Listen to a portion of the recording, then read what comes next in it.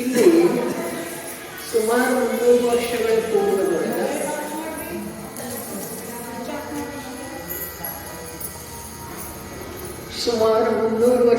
ಪೂರ್ವದೊಳಗೆ ಜೈಪುರ ಮಹಾನಗರದಲ್ಲಿ ಈ ಟೋಡರ್ಮಲ್ ಅನ್ನುವಂಥ ಜ್ಞಾನಿ ಪುರುಷ ಬಾಳಿ ಬದುಕಿದ ಜಿನಶಾಸನದೊಳಗೆ ಬಹಳಷ್ಟು ಕೆಲಸ ಮಾಡಿದ. ತನ್ನ ಆತ್ಮನ ಕಲ್ಯಾಣ ಅಂತೂ ಮಾಡಿಕೊಂಡ. ಆದರೆ ಯುಗ ಯುಗಾಂತರಗಳವರೆಗೆ ಜೀವರುಗಳಿಗೆ ಕಲ್ಯಾಣದ ಮಾರ್ಗವನ್ನು ಕಂಡುಕೊಳ್ಳುವಲ್ಲಿ ನಿಮಿತ್ತ ರೂಪವಾಗುವಂತಹ ಜನಶಾಸನದಲ್ಲಿ ಬಹಳಷ್ಟು ಕಾರ್ಯ ಮಾಡಿದ್ದಾರೆ. ಯಾವ ಒಮ್ಮಟ ಸಾರ ಅತ್ಯಂತ ಕಠಿಣ ಕರ್ಣಾನುಯೋಗ ಪ್ರಧಾನ ಗ್ರಂಥ, ಮೊದಲನೇ ಶ್ರುತಸ್ಕಂಧದ ವಿಭಾಗ, ಅದರ ಮೇಲೆ ಭಾಷಾ ಟೀಕೆಯನ್ನು ಬರೆದರು. ಒಂದಿಷ್ಟು ಜೀವನ ಅವ್ರದ್ದು ನೋಡಿದ್ರೆ ಬಹಳ ವಿಶಾಲವಾದಂಥದ್ದೇನು ಜೀವನ ಇರಲಿಲ್ಲ. ಮತ್ತು ಜೀವನದೊಳಗೆ ಅವಶ್ಯಕವಿರುವಂಥ ಅನುಕೂಲತೆಗಳು ಸುಲಭವಾಗಿ ಲಭ್ಯ ಇರಲಿಲ್ಲ. ಅಂಥದ್ರೊಳಗೆ ಇಷ್ಟೆಲ್ಲ ಕಾರ್ಯ ಮಾಡಿ ಹೋದಂಥ ಆ ಮಹಾಪುರುಷ ನಮಗೆಲ್ಲ ಆದರ್ಶನೇ. ನಾವು ಕೇವಲ ಎಲ್ಲ ಪ್ರಕಾರದ ಅನುಕೂಲತೆಯನ್ನು ಪಡೆದು ಬರೇ ಪ್ರಮಾದ ಮಾಡ್ತಾ ಇದ್ದೇವೆ. ಬರೇ ಪ್ರಮಾದ. ಧರ್ಮದ ಹೆಸರಿನ ಮೇಲೆ ಯಾವುದ ಧರ್ಮ ಅಲ್ಲವೋ, ಯಾವುದರಿಂದ ಧರ್ಮ ಆಗೋದು ಸಾಧ್ಯ ಇಲ್ಲವೋ ಅಂಥ ಜಗದ ಕ್ರಿಯೆಯೊಳಗೆ, ಪರದ ಕ್ರಿಯೆಯೊಳಗೆ, ಭಾಷಣದೊಳಗೆ ನಾವು ಕೋಲಾಹಲ ಮಾಡ್ತಾ ಇದ್ದೇವೆ. ಈಗ ವಿಷಯ ನಡೆದದ್ದು ಇತ್ತು, ಧ್ವನಿ ಸುರುಳಿಯೊಳಗೆ ಕೇಳ್ತಾ ಇದ್ವಿ. ದ್ರವ್ಯಲಿಂಗ ಮತ್ತು ಭಾವಲಿಂಗ. ದ್ರವ್ಯಲಿಂಗ ಅರ್ಥಾತ್ ಔದಾರಿಕ ಶರೀರದ ಆಕಾರ ವಿಶೇಷ, ಅವಸ್ಥಾ ವಿಶೇಷ. ಭಾವ ಅಂದರೆ ಯಾವ ಚೈತನ್ಯದ ಭಾವ ಸ್ವಭಾವದ ಆಶ್ರಯ ಮಾಡಿ ಕಾರ್ಯ ಮಾಡುತ್ತಿದೆಯೋ ಅದು ಒಂದೇ ಜೀವನಿಗೆ ಲಾಭಪ್ರದ ಇದೆ. ಉಳಿದ ಎಲ್ಲ ಭಾವಗಳ ಚತುರ್ಗತಿ ಸಂಸಾರಕ್ಕೆ ಕಾರಣ ಇದಾವೆ. ಮತ್ತು ಈ ದ್ರವ್ಯಲಿಂಗ ಕೂಡ ಯಾವಾಗಿದ ಆಗಮದಲ್ಲಿ ಬಹಳಷ್ಟು ಬಾರಿ ಬರ್ತಿದೆ. ಭಾವಲಿಂಗ, ದ್ರವ್ಯಲಿಂಗ, ಭಾವಲಿಂಗ, ದ್ರವ್ಯಲಿಂಗ ಅಂಥೇಳಿ. ಈ ದ್ರವ್ಯಲಿಂಗ ಅನ್ನುವಂಥ ಶಬ್ದ ಕೂಡ ಈ ಔದಾರಿಕ ಶರೀರ ಏನು ಪುದ್ಗಲಿದೆ ಇದರ ಅವಸ್ಥಾ ವಿಶೇಷಕ್ಕೆ ಯಾವಾಗ ಪ್ರಾಪ್ತ ಆಗ್ತಿದೆ ದ್ರವ್ಯಲಿಂಗ ಶಬ್ದ ಅಂತಂದ್ರೆ ಯಾವಾಗ ಭಾವ ನಿಜ ಅಥವಾ ಚೈತನ್ಯದ ಅನುಸರಣೆ ಮಾಡಿ ಪರಿಣಮಿತ ಆಗ್ತಾ ಇರ್ತಿದೆ. ಆ ವೇಳೆಯೊಳಗೆ ಇದರಲ್ಲೇ ಯಾವ ಅವಸ್ಥಾ ವಿಶೇಷ ಆಗ್ತಿದೆಯಲ್ಲ, ನೆರಳಿನ ಹಾಗೆ ಅಂತ ಹೇಳಿದರು. ಅದಕ್ಕೆ ದ್ರವ್ಯಲಿಂಗ ಅನ್ನೋದಿದೆ. ಆದರೆ ಧರ್ಮದ ಸೂಕ್ಷ್ಮತೆ ಎಷ್ಟಿದೆ ಅಂತಂದ್ರೆ ಯಾವುದೇ ಭೇದ ರೂಪದ ಶುದ್ಧ ಪರಿಣಾಮ ಜೀವತೆ ಇದೆಯೋ ಅದು ಕೂಡ ವಾಸ್ತವದಲ್ಲಿ ಮೋಕ್ಷ ಮಾರ್ಗ ಅಲ್ಲ. ಸಮಯಸಾರದ 414ನೇ ಗಾಥೆಯ ಪ್ರಸ್ತಾಪ ಮಾಡಿದರು. ಅದನ್ನು ನಾವು ತಾವ ಬಿಡುವಿನ ವೇಳೆಯೊಳಗೆ ನಮ್ಮ ಮನೆಯಲ್ಲಿ ಓದಿ ನೋಡಿದರೆ ಶ್ರವಣ ಮತ್ತು ಶ್ರವಣೋಪಾಸಕ ಶಬ್ದ ಬಂದರೆ ನಾನು ಶ್ರವಣನಿದ್ದೇನೆ ಅನ್ನುವುದನ್ನು ಮೋಕ್ಷ ಮಾರ್ಗದೊಳಗೆ ಉಪಯೋಗಿ ಇಲ್ಲ. ನಾನು ಶ್ರವಣೋಪಾಸಕ ಅರ್ಥಾತ್ ಶ್ರಾವಕ ಇದ್ದೇನೆ ಅನ್ನೋದು ಕೂಡ ಮೋಕ್ಷ ಮಾರ್ಗದೊಳಗೆ ಕೆಲಸಕ್ಕೆ ಬರುವುದಿಲ್ಲ. ಅದಕ್ಕೆ ಆ 414ನೇ ಗಾಥೆ ಏನಿದೆ ಅದನ್ನು ನಾವು ನಮ್ಮ ನಮ್ಮ ಮನೆಯಲ್ಲಿ ಅಲಂಕಾರ ರೂಪದಿಂದ ಶಾಸ್ತ್ರಗಳನ್ನು ಇಟ್ಟಿದ್ದೇವೆ. ಅದನ್ನೊಂದಿಷ್ಟು ತೆಗೆದು ನೋಡೋದನ್ನು ಆತ್ಮಕಲ್ಯಾಣದ ಅಭಿಲಾಷೆ ಇದ್ದರೆ ತೆಗೆದು ನೋಡೋದು. ಕಾರ್ಯಕ್ರಮ ಮಾಡೋದಿತ್ತು ಅಂತಂದ್ರೆ ಏನು ಅವಶ್ಯಕ ಇಲ್ಲ, ಕಾರ್ಯಕ್ರಮ ಮುಗೀತಿದ್ದೇವೆ ಸಾಯಂಕಾಲದ. ಆದ್ರೆ ಆತ್ಮಕಲ್ಯಾಣದ ಅಭಿಲಾಷೆ ಒಳಗೆ ಇತ್ತು ಅಂತಂದ್ರೆ ತೆಗೆದು ನೋಡೋದು. ಇಲ್ಲಿ ಏನು ಕಥನ ಬಂದಿರ್ತಿದೆ, ಯಾವ ಗ್ರಂಥಗಳನ್ನ ಆಧಾರ ಹೊಂದಿರ್ತಾರೆ ಅವುಗಳನ್ನು ತೆಗೆದು ನೋಡೋದನ್ನ ಅತ್ಯಂತ ಅವಶ್ಯಕ ಇದೆ. ಮಹಾಭಾಗ್ಯದಿಂದ ಅನೇಕಾನೇಕ ಗ್ರಂಥಗಳ ಉಪಲಬ್ಧ ಇದ್ದಾವೆ. ಆದರೆ ಓದುವುದ, ಅಭ್ಯಾಸ ಮಾಡೋದ, ಅರ್ಥವಿಸಿಕೊಳ್ಳೋದ, ಜೀವನದೊಳಗೆ ಇಳಿಸಿಕೊಳ್ಳೋದ, ಇವು ಉತ್ತರೋತ್ತರ ಬಹಳಷ್ಟು ಉದ್ಯಮದಿಂದ ಪ್ರಾಪ್ತ ಆಗ್ತವೆ. ಅದರ ಸಲುವಾಗಿ ಜೀವನ ಅಲ್ಪ ಇದೆ, ಜಿನಶಾಸನ ಅಗಾಧ ಇದೆ, ಬುದ್ಧಿ ದುರ್ಮೇಧ ಇದೆ. ಅದನ್ನು ಸುಲಭವಾಗಿ ತಲುಪೋಕೆ ಸಾಧ್ಯ ಇಲ್ಲ ಅಂಥದ್ದು ಬುದ್ಧಿ ಇದೆ. ಜೀವನ ಅಲ್ಪ ಇದೆ. ಚಂದ್ರಸಾಗರ್ ವರ್ಣಿಂದ ಹೇಳಿದಲ್ಲ, ಈ ಕಾಲದೊಳಲ್ಪ ಚಿತ್ತದ ಏಕಾಗ್ರತೆಯನ್ನು ಮಾಡುವಂಥ ಶಕ್ತಿ ಕೂಡ ಅತ್ಯಂತ ಅಲ್ಪ. ಇಂಥದ್ರೊಳಗ ಯಾವ ಕೋಲಾಹಲ ಬರೇ ಗೊತ್ತು ಗುರಿ ಇಲ್ಲದ ನಡೆಯುವಂಥದ್ದು ಕಾಲ ಇದೆಯೋ, ಕೋಲಾಹಲ ಬರೇ ಮಂದಿರ ಕಟ್ಸೋದ ಅದರ ಪ್ರಯೋಜನೇನ ಅನ್ನೋದರ ವಿಚಾರ ಇರುವುದಿಲ್ಲ. ದೀಕ್ಷಾ ತಗೊಳ್ಳೋದ ಅದರ ಪ್ರಯೋಜನೇನ ಅನ್ನೋದರ ವಿಚಾರ ಇರುವುದಿಲ್ಲ. ವ್ರತ ತಗೊಳ್ತಾ ಇದ್ದೇನೆ, ಇದರಿಂದ ಲಾಭ ಯಾವ ರೀತಿಯಿಂದ ಆಗಬಹುದಾಗಿದೆ ಅನ್ನೋದು ಪೂರ್ವಾಪರ ವಿಚಾರ ಇಲ್ಲ. ಹೀಗೆ ಧರ್ಮದ ಬಾಹ್ಯಾಂಗಗಳನ್ನು ಯಾವುದೇ ರೀತಿಯ ವಿಚಾರ ಇಲ್ಲದ, ಗಂಭೀರತೆ ಇಲ್ಲದ, ಆತ್ಮನ ಸ್ವೀಕಾರ ಇಲ್ಲದನ್ನ ಏನು ಮಾಡ್ತಾ ಇದ್ದೇವೆ. ಇಂಥ ಕಾಲದೊಳಗ ಚಿತ್ತದ ಏಕಾಗ್ರತೆಯಿಂದ ಆಚಾರ್ಯ ಪ್ರಭು ಹೇಳಿರುವಂಥ ಮಾತುಗಳನ್ನು ತನ್ನ ಆಂತರ್ಯದ ಒಂದು ಒರೆಗಲ್ಲಿಗೆ ಹಚ್ಚಿ ಅದರ ಸತ್ಯತೆಯನ್ನು ಸಿದ್ಧ ಮಾಡಿ ಆ ಮಾರ್ಗದೊಳಗೆ ಏಕಾಕಿಯಾಗಿ ಹೊರಟು ಹೋಗುವಂಥ ಒಂದು ಉಪಕ್ರಮ ಯಾವುದೋ ಜೀವ ಎಲ್ಲೋ ಯಾವುದೋ ಕಾಲದೊಳಗೆ ಮಾಡ್ತಾನೆ ಅಂಥೇಳಿ ಹೇಳಿದರು. ನಾವು ಆ ಒಂದು ಈ ಕಾಲದೊಳಗ ಆ ಒಂದು ಜೀವಾಗಿ ಆ ಕಾರ್ಯ ಮಾಡುವಂಥದ್ದು ಒಂದು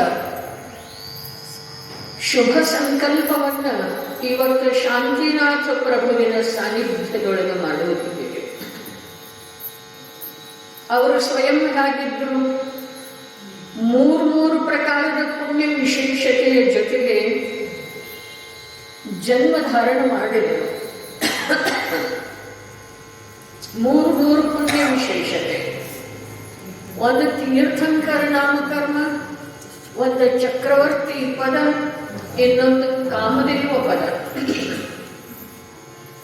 ಆದ್ರೆ ಅವು ಮೂರೂ ಪದ ಏನಿದ್ದು ಆತ್ಮಸ್ವಭಾವದಿಂದ ಹೊರಗೆ ಇದ್ದ ನಂತರ ಪ್ರಾಪ್ತ ಆಗಿದ್ದು ಅಥವಾ ಸಂಪಾದಿಸಲ್ಪಟ್ಟದ್ದು ಇದ್ದರೆ. ಹಾಗಾದ್ರೆ ಆ ಶಾಂತಿನಾಥ ಪ್ರಭುವನ್ನ ಇಲ್ಲಿ ನಾವು ವಿರಾಜಮಾನ ಮಾಡಿದ್ದೇವೆ. ಮತ್ತೆ ಅವರ ಸಾನ್ನಿಧ್ಯದೊಳಗೆ ನಾವು ಇವತ್ತು ಬಂದಿದ್ದೇವೆ. ಹಾಗಾದ್ರೆ ಭಾಷ್ಯದ ಸಂಸಾರ ಶರೀರ ಭೋಗ ಅಂತ ಹೇಳ್ರಿ, ಅಥವಾ ಪುಣ್ಯ ಶುಭ ಪರಿಣಾಮ ಮತ್ತು ಅನುಕೂಲತೆ ಅಂತ ಹೇಳ್ರಿ, ಅವುಗಳನ್ನೆಲ್ಲ ನಾವು ಗೌನ ಮಾಡಿ ಒಂದು ರೀತಿಯಿಂದ ಅಭಾವ ಮಾಡಿ ದೃಷ್ಟಿಯೊಳಗಿಂದ ಬೆಳಿಗ್ಗೆ ಹೇಳಿದ ಪ್ರಕಾರ ಒಂದು ಸಮಯಕ್ಕೂ ಕೂಡ ಭರವಸೆ ಇಲ್ಲ. ಈ ಮಾತನ್ನ ಅಸತ್ಯ ಅಂತೇಳಿ ಯಾರೂ ಅನ್ನೋ ಸಾಧ್ಯ ಇಲ್ಲ. ಹಾಗಾದ್ರೆ ಆ ಸತ್ಯ ಆ ಯಾವ ಒಂದು ಸಮಯದ ಭರವಸೆ ಇಲ್ಲ ಅಂತೇಳಿ ಹೇಳಿತಲ್ಲ, ಅದರ ಸತ್ಯತೆಯ ವಿಶ್ವಾಸ ಎಷ್ಟು ಮಾಡಿದ್ದೇವೆ. ಅದರ ಅಸತ್ಯ ಅಂತೇಳಿ ಯಾರೂ ಅನ್ನೋ ಸಾಧ್ಯ ಇಲ್ಲ. ಆದ್ರೆ ಅದರ ಸತ್ಯತೆಯ ವಿಶ್ವಾಸ ಎಷ್ಟು ಮಾಡಿದ್ದೇವೆ. ವಿಶ್ವಾಸ ಮಾಡಿದ್ರ ಅಸಾರ ಕಾರ್ಯದೊಳಗ ಬಹುಮೂಲ್ಯ ಜೀವನವನ್ನ ವ್ಯತೀತ ಮಾಡುತ್ತಿದ್ದೇವೆನ? ಹಾಗಾದ್ರೆ ಏನು ಮಾಡೋದಿದೆ? ಮಾಡೋದರೆ ಏನು ಹೇಳಿಲ್ಲ, ಮಾಡೋದೇನೂ ಇಲ್ಲ. ನಾನು ಮಾಡ್ತೇನೆ ಅನ್ನುವ ಅನಾದಿ ಕಾಲಿನ ದುರಭಿಪ್ರಾಯವನ್ನು ಬಿಟ್ಟು ಬಿಡುವುದಿದೆ.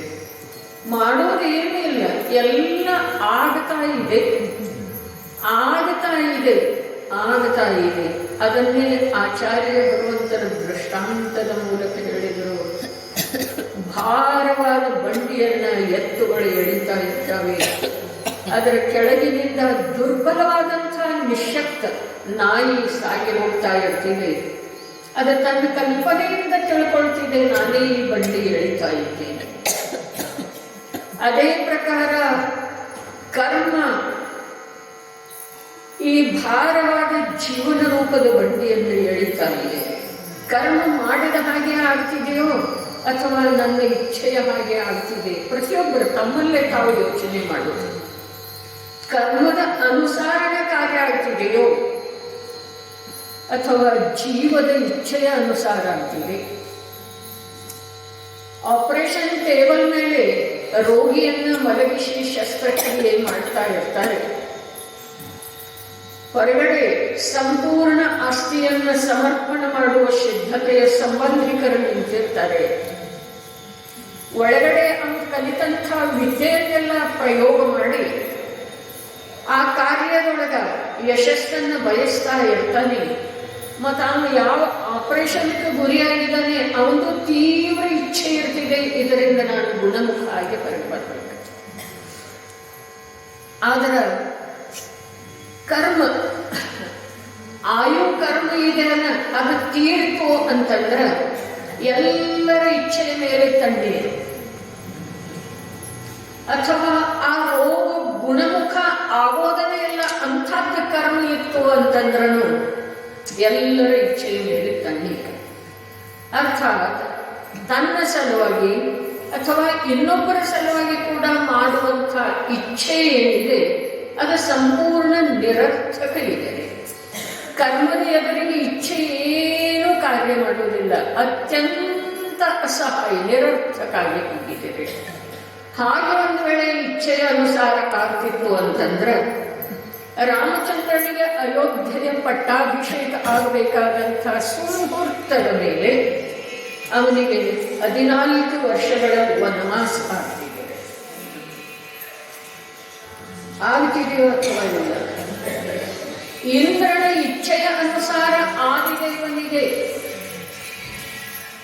ಇಂದ್ರನ ಇಚ್ಛೆಯ ಅನುಸಾರ ಆದಿದೇವನಿಗೆ ಗರ್ಭ ಕಲ್ಯಾಣ ಜನ್ಮ ಕಲ್ಯಾಣಿಕಗಳ ಆದ ನಂತರ ಕೂಡ ಯಾವ ಒಂದು ಧರ್ಮದ ಉದ್ದೇಶದಿಂದ ಅವನು ಜನ್ಮ ಕಲ್ಯಾಣ ಮತ್ತು ಗರ್ಭ ಕಲ್ಯಾಣ ಮಾಡಿದ್ದನೋ ಆ ಉದ್ದೇಶ ಸಾಕ್ಷಾತ್ ಪ್ರತ್ಯಕ್ಷ ಆದ ನಂತರ ಅವರ ದೈವದೊಳಗ ಅರ್ಥಾತ್ ಅವರ ಕರ್ಮದೊಳಗ ಒಂದು ತುತ್ತ ಅನ್ನ ಸಿಗುವಂಥದ್ದು ಕರ್ಮ ಇರಲಿಲ್ಲ.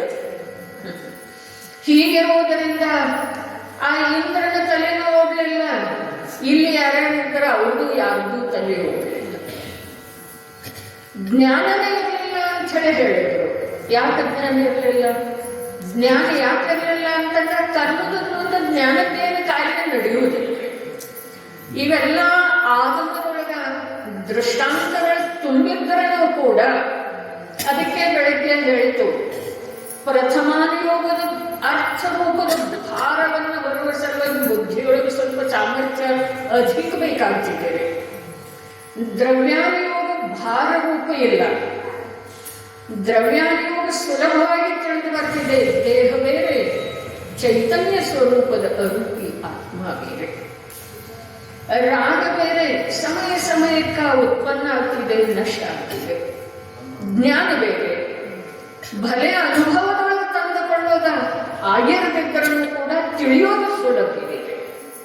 ಅದರ ಪ್ರಥಮಾನುಯೋಗದ ಮಹಾಪುರುಷರ ಜೀವನದ ಕಥೆಯನ್ನು ತಿಳಿಯೋದ, ಆ ಕಥೆಯನ್ನು ತಿಳಿದ ಯಾವ ಉದ್ದೇಶದಿಂದ ಆ ಕಥೆಗಳ ರಚನೆಯನ್ನು ಭಾವಲಿಂಗಿ ಸಂತರುಗಳು ಮಾಡಿದರೆ ಆ ಉದ್ದೇಶ ನಮ್ಮ ಹಸ್ತಗತ ಆಗೋದ ನಿಜವಾಗಿ ಬಹಳ ಕಷ್ಟದ ಮಾತು ಇದೆ. ಹಾಗಾದ್ರೆ ಇಲ್ಲಿ ನಮ್ಮದು ಚರ್ಚೆ ಏನು ನಡೆದಿದೆ ಅಂತಂದ್ರೆ ಬಸ್ತಿಗೆ ಹೋಗುವುದರಿಂದ, ವ್ರತ ಮಾಡುವುದರಿಂದ, ಸ್ವಾಧ್ಯಾಯ ಮಾಡುವುದರಿಂದ ಧರ್ಮ ಆಗಲಿಲ್ಲ.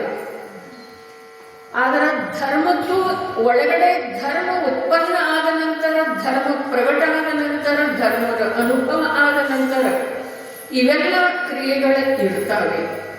ಆದರೆ ಆ ಕ್ರಿಯೆಗಳಿಗೆ ಮತ್ತು ಒಳಗಿನ ಧರ್ಮಕ್ಕ ಯಾವ ಸಂಬಂಧ ಇಲ್ಲ.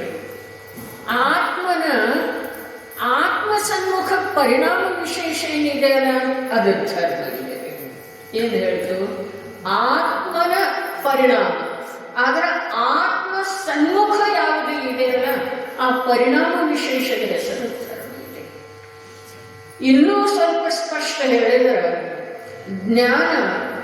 ಜ್ಞಾನದೊಳಗೆ ಅಭೇದ ರೂಪವಾಗಿ ಪರಿಣಮಿಸುವುದೇನಿದೆ ಇದು ಧರ್ಮ ಇದೆ. ನಾಸ್ತಿ ರೂಪದಿಂದ ಹೇಳಿದರೆ ರಾಗಾದಿ ವಿಕಾರಿ ಭಾವಗಳ ಉತ್ಪನ್ನ ಆಗದೇ ಇರುವುದೇನಿದೆ ಇದು ಧರ್ಮ ಇದೆ.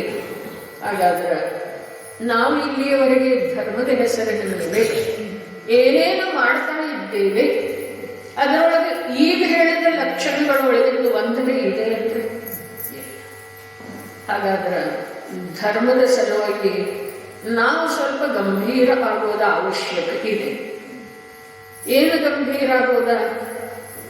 ಯಾವ ಕ್ರಿಯೆ ತಾನಾಗೆ ಆಗ್ತಾ ಇದೆಯೋ, ಯಾವುದು ಉದಯದ ಪ್ರಾಬಲ್ಯತೆಯಿಂದ ಆಗ್ತಾ ಇದೆಯೋ, ಯಾವುದು ಕರ್ಮದ ಕಾರಣದಿಂದ ಆಗ್ತಾ ಇದೆಯೋ ಅದರೊಳಗಿನ ಕರ್ತೃತ್ವವನ್ನು ಬಿಟ್ಟು ಬಿಡೋದಿದೆ. ಅದರೊಳಗಿನ ಅಹಂ ಬುದ್ಧಿಯನ್ನು ಬಿಟ್ಟು ಬಿಡೋದಿದೆ. ನಾನೆನ್ನುವ ಬುದ್ಧಿ. ನಿರೋಗಿ ದೇಹ ಯಾವ ಪ್ರಕಾರದ ಜೀವದ ಪ್ರಯತ್ನ ಇಲ್ಲದನ್ನ ರೋಗ ರೂಪ ಆಗ್ತಿದೆ. ಹಾಗಾದ್ರೆ ಆ ರೋಗ ರೂಪ ಆಗಿರುವಂತಹ ದೇಹದೊಳಗ ಬದಲಾವಣೆ ಜೀವನ ಇಚ್ಛೆಯಿಂದ, ಪ್ರಯತ್ನದಿಂದ ಆಗೋದು ಸಾಧ್ಯ ಇದೆಯನ್ನ ಶಾಂತ ಚಿತ್ತದಿಂದ ತಮ್ಮಲ್ಲೇ ತಾವು ವಿಚಾರ ಮಾಡೋದು. ಯಾವುದನ್ನ ತಾನಾಗೇ ಆಗಿದೆ ಅಂತ ಹೇಳಿ ಜೀವ ಸ್ವೀಕಾರ ಮಾಡ್ತಿದೆ, ಅದರ ವಿರುದ್ಧ ಕಾರ್ಯವನ್ನ ನಾನು ಮಾಡುವುದರಿಂದ ಆಗ್ತಿದೆ ಅಂತ ಹೇಳಿ ನಂಬೋದ ನಿಜವಾಗಿ ಅಜ್ಞಾನ ಅಲ್ಲಂದ್ರೆ, ಆ ಅಜ್ಞಾನವನ್ನ ಈ ಮನುಷ್ಯ ಜೀವನದೊಳಗೆ ನಾವು ಈ ಜಿನವಾಣಿಯ ಆಶ್ರಯದಿಂದ ಬಿಟ್ಟು ಕೊಡುವುದಿದೆ. ಯಾವುದು ನಂದಲ್ಲ, ನನ್ನ ಘಾತ ಮಾಡುವಂಥದ್ದಿದೆ, ಅದನ್ನು ಬಿಡಲಿಕ್ಕೆ ಏನು ತೊಂದರೆ ಇದೆ? ಯಾವುದು ನನ್ನ ಆಸ್ತಿ ಇದೆ, ನನಗೆ ಯಾವುದರಿಂದ ಹಾನಿಯಾಗೋದಿದೆ ಅದನ್ನು ಬಿಡು ಅಂತ ಹೇಳಿ ಹೇಳಿದ್ರೆ ಸ್ವಲ್ಪ ಹಿಂದೆ ಮುಂದೆ ಯೋಚನೆ ಮಾಡಬೇಕಾಗ್ತಿದೆ. ಯಾವುದು ನನ್ನ ಧನ ಇದೆ, ನನ್ನ ಸುಖದ ಕಾರಣ ಇದೆ, ಅದನ್ನು ಬಿಟ್ಟರೆ ನನಗೆ ಅನಾನುಕೂಲ ಆಗುವಂಥದ್ದಿದೆ, ಅದನ್ನು ಬಿಡು ಅಂತ ಹೇಳಿ ಹೇಳಿದ್ರೆ ಅದರ ಸಲುವಾಗಿ ಸ್ವಲ್ಪ ಯೋಚನೆ ಮಾಡಬೇಕು. ಯಾವುದು ನಂದಲ್ಲ, ಯಾವುದರಿಂದ ನನಗೆ ಸ್ವಲ್ಪ ಕೂಡ ಲಾಭ ಇಲ್ಲ, ಅದನ್ನು ಬಿಡುವುದರಿಂದ ಪೂರ್ಣ ಲಾಭ ಆಗುವುದಿದೆ, ಅದನ್ನು ಬಿಡ್ಲಿಕ್ಕೆ ಯಾಕೆ ಹಿಂದೆ ಮುಂದೆ ಯೋಚನೆ ಮಾಡ್ತಾ ಇದ್ದೇವೆ? ಮಿಥ್ಯಾತ್ವ, ಕಷಾಯ, ವಿಪರೀತ ಮನ್ನಣೆ, ಅಜ್ಞಾನ ಇವು ನಿಜವಾಗಿ ಹೆಸರಿನ ಹಾಗೆ ಹಾನಿಕಾರಕ ಅದಾವ ಅಥವಾ ಇಲ್ಲ? ಮಿಥ್ಯಾ ಮನ್ನಣೆ, ಕಷಾಯ ಭಾವ, ಅಜ್ಞಾನ ಇವೇನದವ್ರೆ? ಹೆಸರಿನ ಹಾಗೇನ ಏನದವ? ಹಾನಿ ಮಾಡುವ ಹಾಗೆ ಜ್ಞಾನ, ಸಹಜತೆ, ಅಕರ್ತೃತ್ವ ಭಾವ ಇವೆಲ್ಲ ಹೆಸರಿನೊಳಗನ ತುಂಬಿದಾವೆ. ಶಾಂತಿ ಮತ್ತು ಗಂಭೀರತೆ ಮತ್ತು ಅದು ಸ್ವಭಾವದೊಳಗನೆ ಇದೆ, ಜೀವದ ಸ್ವಭಾವದೊಳಗನೆ ಇದೆ. ಹಾಗಾದ್ರೆ ಅಂಥ ಗುಣಗಳಿಂದ ತುಂಬಿರುವಂತಹ ಸ್ವಭಾವದ ವಿಶ್ವಾಸ ಮಾಡಲಿಕ್ಕೆ ನಮಗೇನಾಗ್ತಾ ಇದೆ? ಕಾಲ ಬಾಧ ಮಾಡ್ತಾ ಇದೆ, ಏನು ಬಾಧೆ ಯಾವುದು ಮಾಡ್ತಾ ಇದೆ? ಕರ್ಮ ತಡೀತಾ ಇದೆ. ನಾವೇ ನಿಂತುಕೊಳ್ತೇವೆ ಮತ್ತು ಕರ್ಮದ ಮೇಲೆ ಆರೋಪ ಆಗ್ತೇವೆ. ಕರ್ಮ ಏನು ಮಾಡ್ತಾ ಇಲ್ಲ. ಒಂದು ಮಾತ್ರ ಲಕ್ಷ್ಯಗಳಿಗೆ ಇಟ್ಕೊಳ್ಳೋಣ, ಸಂಜ್ಞೆ ಪಂಚೇಂದ್ರಿಯ ದಶೆಗೆ ಪ್ರಾಪ್ತವಾಗಿರುವಂತಹ ಜೀವನನ್ನ ತಡೆಯುವಂತಹ ಕರ್ಮ ಯಾವುದೂ ಇಲ್ಲ. ಒಂದು ವೇಳೆ ಅಲ್ಲಿ ಕೂಡ ತಡೆಯುವಂತಹ ಕರ್ಮ ನಿರೋಧದಲ್ಲಿ ಕೂಡ ಇರಲಿಲ್ಲ ಅಂತ ಹೇಳಿ ಮೇಲೆ ಬಂತಾರೆ ಜೀವ. ನಿರೋಧದೊಳಗೂ ಕೂಡ ಕರ್ಮದ ಕಾರಣದಿಂದ ಅಲ್ಲಿ ಇರಲಿಲ್ಲ ಜೀವ. ತನ್ನ ಭಾವ ಕಲಂಕದ ಪ್ರಚುರತೆಯ ಕಾರಣದಿಂದ ಇರುತ್ತದೆ. ಕರ್ಮ ಅಲ್ಲಿ ತಡೆದಿಲ್ಲ. ಇನ್ನು ಇಲ್ಲಿ ನಮಗೆ ಯಥಾರ್ಥ ಶ್ರದ್ಧೆ ಮಾಡುವ ಸಲುವಾಗಿ ಸರ್ವಜ್ಞ ಭಗವಂತರ ಶಾಂತಿನಾಥ ಪ್ರಭು ವೃಷಭಾದಿಯಿಂದ ಮಹಾವೀರರವರೆಗೆ ಹೇಳಿರುವಂಥ, ಮಹಾವೀರರವರೆಗೆ ಆಗಿರುವಂಥ 24 ತೀರ್ಥಂಕರರ ಹೇಳಿರುವ ಯಾವ ಮಾರ್ಗ ಇದೆಯೋ ಆ ಮಾರ್ಗದ ಮೇಲೆ ನಾನು ಸಾಗುವ ಸಲುವಾಗಿರಲಿ, ಆ ಮಾರ್ಗದ ಅನುಸಾರ ವಿಶ್ವಾಸ ಮಾಡುವ ಸಲುವಾಗಿರಲಿ ತಡೆಯುವಂಥ ಕರ್ಮ ಲೋಕದೊಳಗೆ ಇಲ್ಲ ಇಲ್ಲ ಮತ್ತು ಇಲ್ಲ. ಯಾವುದೋ ಅರೆ ಯಾವ ಕರ್ಮವನ್ನು ಬಲವಂತ ಅಂತ ಹೇಳಿ ಹೇಳಿದೆವು, ಯಾವ ಕರ್ಮದ ಕಾರಣದಿಂದ ಜೀವ ಸಂಸಾರದಲ್ಲಿ ಇದ್ದಾನೆ ಅಂತ ಹೇಳಿ ಹೇಳಿದೆವು, ಆ ಕರ್ಮದ ಈ ಜೀವವನ್ನು ತಡೆಯುವುದಿಲ್ಲ ಅಂದಮೇಲೆ ಸಂಯೋಗ ತಡೀತಿದೆ. ಧನ ಯಾವಾಗ ಹೇಳಿದ್ದೀರಿ? ನೀನನ್ನು ಬಿಟ್ಟು ಹೋಗಬೇಡ, ನೀನನ್ನ ರಕ್ಷಣೆ ಮಾಡಿ ಅಂಥೇಳಿ ಯಾವಾಗ ಹೇಳಿದೆ ಧನ? ಚಿನ್ನ ಯಾವಾಗ ಹೇಳಿದ್ದೀರಿ? ನೀನನ್ನ ಮೇಲೆ ಮಮತೆ ಮಾಡಿ, ನೀ ನನ್ನನ್ನು ಒಳ್ಳೆಯ ರೀತಿಯಿಂದ ರಕ್ಷಣೆ ಮಾಡಿ ಯಾವಾಗ ಹೇಳಿದ್ದೇನೆ? ಯಾವಾಗ ಹೇಳಿದೆ? ಯಾವ ಪದಾರ್ಥ ಜಡ ಅಷ್ಟೇ ಅಲ್ಲ, ಚೈತನ್ಯ ಪದಾರ್ಥಗಳು ಕೂಡ ಯಾವ ತಂದೆ ತಾಯಿ ನೀನು ಧರ್ಮ ಮಾರ್ಗದ ಮೇಲೆ ಹೋಗಬೇಡಪ್ಪ, ನನ್ನ ರಕ್ಷಣೆ ಯಾರು ಮಾಡೋರ ಅಂಥೇಳಿ ಯಾವ ಪುತ್ರನಿಗೆ ಇದುವರೆಗೆ ಯಾವ ತಂದೆ ತಾಯಿ ಹೇಳಿದ್ದಾರೆ? ಮಹಾಪುರುಷರಿಗೆ ಜನ್ಮ ಕೊಟ್ಟಂಥ ಮಾತಾಪಿತರು ಕೂಡ ಆ ಮಹಾಪುರುಷರು ಮೋಕ್ಷ ಮಾರ್ಗದ ಮೇಲೆ ಹೋಗಲಿಕ್ಕೆ ತಯಾರಾದಾಗ ಅವರನ್ನು ತಡೀಲಿಲ್ಲ. ಹಾಗಾದರೆ ಯಾರನ್ನು ತಡೆಯಲು ಸಾಧ್ಯವಿದೆ? ನೀ ನನ್ನನ್ನು ರಕ್ಷಣೆ ಮಾಡು ಅಂತೇಳಿ ಯಾವ ತಾಯಿ ತಂದೆ ಹೇಳಿದ್ದಾರೆ, ಯಾವ ಪತ್ನಿ ಪುತ್ರರು ಹೇಳಿದ್ದಾರೆ, ಯಾವ ಸಂಯೋಗಿ ಜನರು ಹೇಳಿದ್ದಾರೆ? ಅವರನ್ನೆಲ್ಲ ನನ್ನವರ ನನ್ನವರ ನನ್ನವರ ಅಂಥೇಳಿ ಈ ಜೀವ ತಾನೇ ಅಂಟುಕೊಂಡು ಕೂತಿದ್ದಾನೆ. ಅವರು ಒಂದು ವೇಳೆ ಬಿಡಿಸ್ಕೊಳ್ಳಿಕ್ಕೆ ಪ್ರಯತ್ನ ಮಾಡಿದ್ರೂ ಕೂಡ ಇವನೇ ಅಂಟಿಕೊಂಡು ಕೂತಿದ್ದಾನೆ. ಅದರಿಂದ ಇವನದೇ ಹಾನಿ ಆಗ್ತಾ ಇದೆ. ಅನಂತ ಅನಂತ ಕಾಲದೊಳಗ ಎಲ್ಲಾದರೂ ಒಮ್ಮೆ ದೊರಕಿದಂಥ ಈ ದುರ್ಲಭ ಮನುಷ್ಯತ್ವ ನಿರರ್ಥಕ ಹೋಗ್ತಾ ಇದೆ.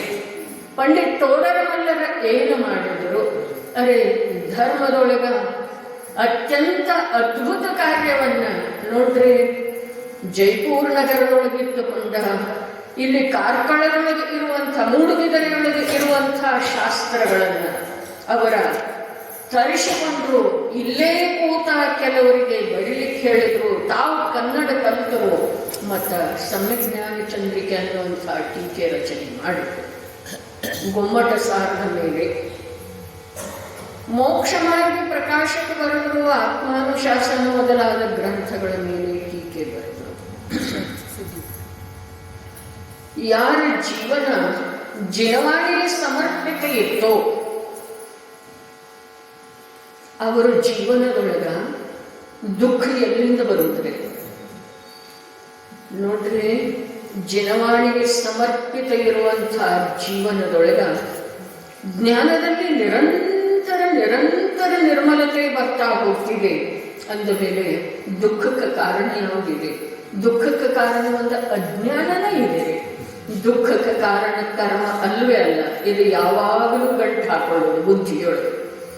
ದುಃಖಕ್ಕೆ ಕಾರಣ ಜೀವನಿಗೆ ದುಃಖಕ್ಕೆ ಕಾರಣ ಯಾವುದೇ ಕಾಲ ಇರಲಿ, ಚತುರ್ಥ ಕಾಲ ಇರಲಿ, ಪಂಚಮ ಕಾಲ ಇರಲಿ, ಮಧ್ಯಲೋಕ ಇರಲಿ, ಊರ್ಧ್ವಲೋಕ ಇರಲಿ, ಅಧೋಲೋಕ ಇರಲಿ, ಜೀವನಿಗೆ ದುಃಖದ ಕಾರಣ ಕರ್ಮ ಅಲ್ಲ, ಸಂಯೋಗ ಅಲ್ಲ.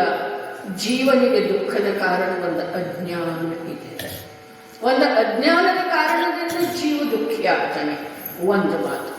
ಎರಡನೇದು, ಸಂಜ್ಞೆ ಪಂಚೇಂದ್ರಿಯ ಅನ್ನುವಂಥ ಪೂರ್ಣ ವಿಕಸಿತ ದಶೆ ಪ್ರಾಪ್ತ ಆಗಿರುವೊಳಗ ಇವನಿಗೆ ತನ್ನ ಸ್ವರೂಪವನ್ನು ತಾನು ತಿಳಿದುಕೊಳ್ಳದೇ ಇರುವಲ್ಲಿ ಅಲ್ಲಿ ಯಾವ ಪದಾರ್ಥ ನಿಮಿತ್ತ ಆಗೋದನ್ನು ಸಾಧ್ಯ ಇಲ್ಲ. ಇವು ಎಲ್ಲಿಯವರೆಗೆ ತಿಳ್ಕೊಳ್ಳುವುದಿಲ್ಲ ಅಲ್ಲಿಯವರೆಗೆ ಇವನ ಅಜ್ಞಾನದ ಕಾರಣದಿಂದ ಕರ್ಮ ಇದೆ, ಸಂಯೋಗ ಇದೆ, ಪರಿಸರ ಇದೆ, ವಾತಾವರಣ ಇದೆ ಅಂತ ಹೇಳಿ ಹೇಳ್ಬೋದು. ಆದ್ರೆ ಆ ಯಾವ ಉತ್ತರದೊಳಗ ಸ್ವಲ್ಪ ಕೂಡ ಸತ್ಯತೆ ಇಲ್ಲ. ಇಲ್ಲಿ ಮೋಕ್ಷ ಮಾರ್ಗ ಪ್ರಕಾಶಕ ಇದು ಒಂದೇ ಗ್ರಂಥದ ಹೆಸರು ಅಲ್ಲ. ಸಂಪೂರ್ಣ ಜಿನಾದ ಮೇಲಿದರೆ ಮೋಕ್ಷ ಮಾರ್ಗದ ಮೇಲೆ ಪ್ರಕಾಶ ಬೀರುವಂಥದ್ದು ಇದೆ. ಹಾಗಾದ್ರೆ ಜಿನಾಗಮದೊಳಗ ಇರೋದೇನ ಅಂಥದ್ದ? ಮೋಕ್ಷ ಮಾರ್ಗದ ಮೇಲೆ ಬೆಳಕು ಚೆಲ್ಲಬೇಕಾದ್ರೆ, ಬೆಳಕು ಬೀರಬೇಕಾದ್ರೆ ಆ ಜಿನಾಗಮದೊಳಗೆ ಹೇಳಿದ್ದಾರೆ ಏನ, ಮೊದಲನೇ ಶಬ್ದನೇ ಇದೆ ಮಂಗಲಾಚರಣೆ. ಏನು ಹೇಳಿದರು? ವೀತರಾಗ ವಿಜ್ಞಾನ ಸ್ವಯಂ ಮಂಗಲಮಯ ಮಂಗಲ ಕರಣವಿದೆ. ವೀತರಾಗ ವಿಜ್ಞಾನ ಎಲ್ಲಿದೆ? ವೀತರಾಗ ಅಂತಂದ್ರೆ ಏನು? ಆಗಮದ ಭಾಷೆಯೊಳಗೆ ಹೇಳಬೇಕಾದ್ರೆ ವೀತರಾಗ ಅಂದ್ರೆ ಸಮ್ಯಕ್ ಚಾರಿತ್ರ, ವಿಜ್ಞಾನ ಅಂತಂದ್ರೆ ಸಮ್ಯಕ್ ದರ್ಶನ, ಸಮ್ಯಕ್ ಜ್ಞಾನ. ಹಾಗಾದ್ರೆ ತತ್ವಾರ್ಥ ಸೂತ್ರ ಸರ್ವಮಾನ್ಯ ಇದೆಯಲ್ಲ, ಶ್ವೇತಾಂಬರ, ದಿಗಂಬರ, ಸ್ಥಾನಕವಾಸಿ, ತೇರಾಪಂಥಿ, ಲೀಸ್ಪಂಥಿ, ಎಷ್ಟೆಷ್ಟು ಪಂಗಡಗಳಿದಾವೆಯೋ, ವಿಭಾಗಗಳಿದಾವೆಯೋ, ಎಲ್ಲರಿಗೂ ಮಾನ್ಯ ಇದೆ ತತ್ವಾರ್ಥ ಸೂತ್ರ. ಮೊದಲನೇ ಸ್ತೋತ್ರದೊಳಗೆ ಅವರೇನು ಹೇಳಿದ್ದಾರೆ? ಅದರ ಹೆಸರೇನಿದೆ? ಮೋಕ್ಷಶಾಸ್ತ್ರ. ಮೊದಲನೇ ಸೂತ್ರ ಏನು ಹೇಳಿದ್ರು? ಸಮ್ಯಕ್ ದರ್ಶನ, ಜ್ಞಾನ, ಚಾರಿತ್ರಾಣಿ, ಮೋಕ್ಷ ಮಾರ್ಗ. ನೋಡ್ರಿ, ಇದು ಇಷ್ಟನ್ನ ಬಿಟ್ಟು ನಾವು ಎಲ್ಲಾ ಕಡೆ ಭ್ರಮಿಸ್ತಾ ಇದ್ದೀವಿ. ಇಷ್ಟೇ, ಸಮ್ಯಕ್ ದರ್ಶನ, ಜ್ಞಾನ, ಚಾರಿತ್ರಾಣಿ, ಮೋಕ್ಷ ಮಾರ್ಗ. ನಮಗೆ ಮೋಕ್ಷ ಬೇಕಾಗಿದೆ ಅನ್ನೋದು ಒಳಗೆ ಕೇಳಿ, ನಮಗೆ ಸುಖ ಬೇಕು. ನಮ್ಮ ಮೋಕ್ಷ ಶಬ್ದದ ಪರಿಭಾಷೆ ಏನಿದೆ? ಈಗ ಹಿಂದಿನ ಆ ಧ್ವನಿ ಸುರುಳಿಯೊಳಗೆ ಬಂತಲ್ಲ, ಏನು ಬಂತು? ಏನು ಬಂತು? ಈ ಔದಾರಿಕ ದೇಹದಿಂದ ಬಿಡುಗಡೆ ಹೊಂದೋದಂದ್ರೆ ಮೋಕ್ಷ ಅಂತ ಹೇಳಿ ಸಮಸ್ತ ಮತ ಪಕ್ಷದವರು ಹೇಳ್ತಾರೆ.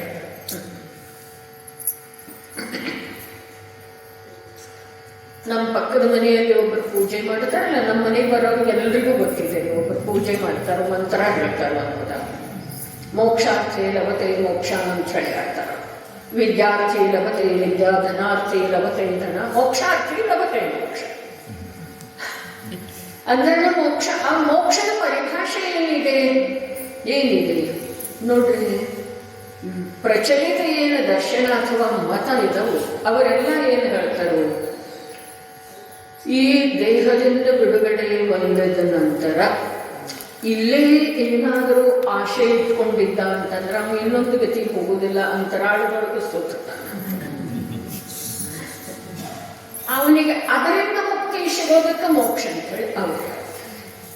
ಅದರ ವಾಸ್ತವದಲ್ಲಿ ವಸ್ತು ಸ್ವರೂಪ ಹೇಗಿದೆ? ವಸ್ತು ಸ್ವರೂಪ ಅಂದರೆ ಸರ್ವಜ್ಞರ ಶಾಸನವನ್ನ ಯಾರು ಅವಲೋಕನೆ ಮಾಡಿದ್ದಾರೆ, ಆಶ್ರಯ ಮಾಡಿದ್ದಾರೆ, ಅಭ್ಯಾಸ ಮಾಡಿದ್ದಾರೆ, ಅವರಿಗೆಲ್ಲವೂ ಸ್ಪಷ್ಟ ಇದೆ.